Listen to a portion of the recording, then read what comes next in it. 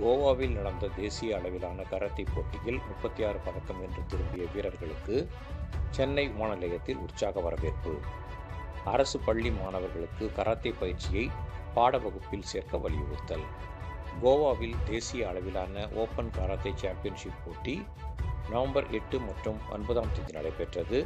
இதில் பல்வேறு மாநிலங்களைச் சேர்ந்த 1000க்கும் மேற்பட்ட மாணவ மாணவியர்கள் கலந்து கொண்டனர். தமிழகத்திலிருந்து சென்னை, காஞ்சிபுரம், செங்கல்பட்டு, திருவண்ணாமலை ஆகிய மாவட்டத்தைச் சேர்ந்த 18 கராத்தே வீரர்கள் போட்டியில் கலந்து கொண்டனர்.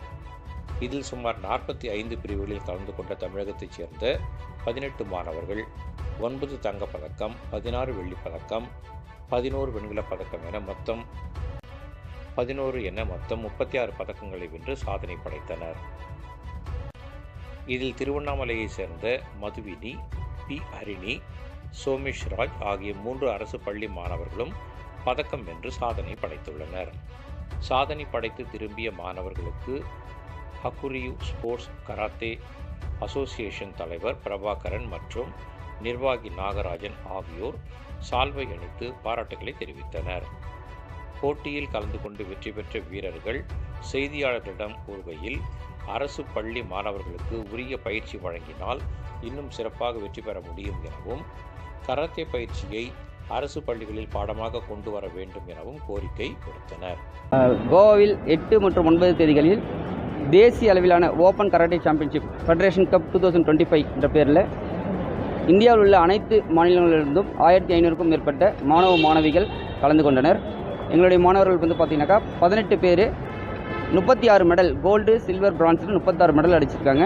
மொத்தம் வயது மற்றும் எடையின் அடிப்படையில் 45 பிரிவுகளில் நடைபெற்றது. இந்த பிரிவில் நம்மளுடைய ஆண்கள் மற்றும் பெண்கள் பிரிவில் 36 மெடல் வின் பண்ணியிருக்காங்க. 18 மாணவர்கள் கலந்து கொண்டு தமிழ்நாட்டிலிருந்து சென்னை, காஞ்சிபுரம், திருவண்ணாமலை உள்ளிட்ட மாவட்டங்களிலிருந்து மாணவ மாணவிகள் கலந்து கொண்டனர். இதற்கு தொடர்ந்து பயிற்சி அளித்தது sensei Prabhakaran, sensei Rajkumar, sensei Jagadeeshan, sensei Nagarajan தொடர்ந்து பயிற்சி அளித்தாங்க.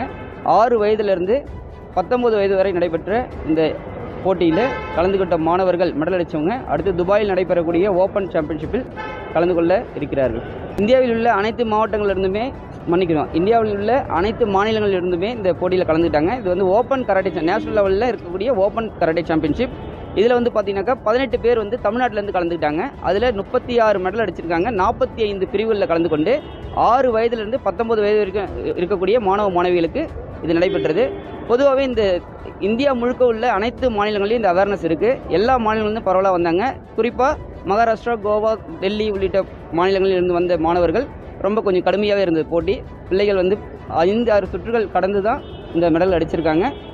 நம்ம தமிழகத்தில் வந்து பார்த்திங்கனாக்கா 12 gold medal, 9 silver medal, 11 bronze medal win பண்ணி நம்மளுடைய தமிழகத்துக்கு வந்து மிகப்பெரிய பெருமையை சேர்த்து கொடுத்துருக்காங்க. தமிழ்நாட்டில் பார்த்தீங்கன்னால பொதுவாக இந்த பெண்களுக்கு எதிரான குற்ற சம்பவங்கள் அதிகமாக இருக்குது. இந்த பெண்கள் இந்த மாதிரிப்பட்ட கராத்தே கற்றுக்கிறது எவ்வளோ பயனுள்ளதாக இருக்கும் நினைக்கிறேன். இன்றைக்கி காலகட்டத்தில் வந்து பார்த்திங்கனாக்கா எல்லாருக்குமே கல்வி சம்மந்தமான விழிப்புணர்வு வந்துருச்சுங்க. ஆனால் பாதுகாப்பு வந்து 3 வயதுலேருந்து அனைத்து வயது பெண் குழந்தைகள் மற்றும் பெண்களுக்குமே வந்து ஒரு சவாலான ஒரு விஷயம் தான் இருக்குது.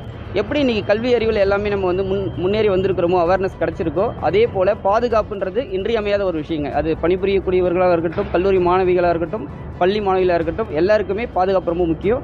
கராத்தேயை வந்து ஒரு விளையாட்டாகவே கற்றுக்கிட்டாங்க அப்படின்னாக்கா வாழ்நாள் முழுக்க அவங்க வந்து பாதுகாப்பாக இருக்க முடியும். இன்றைக்கி உலகத்தில் ஒவ்வொரு நாட்டிலையுமே ஒவ்வொரு விதமான தற்காப்பு கலைகள் இருக்குது. இந்த கராத்தே வந்து ஜப்பான் நாட்டிலேருந்து வந்த ஒரு தற்காப்பு கலை.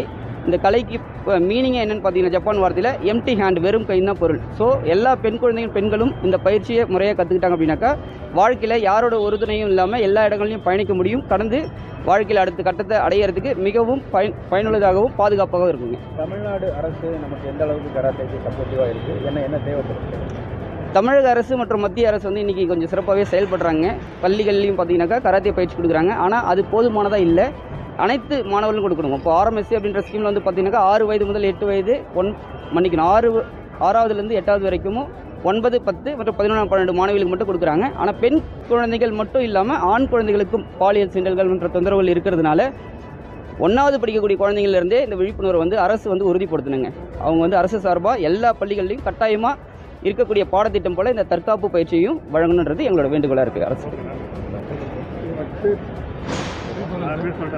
என்னுடைய பேர் வேக நாகராஜன், திருவண்ணாமலை, தமிழ்நாடு. அக்குரியோ ஸ்போர்ட்ஸ் கராட்டே அசோசியேஷன்.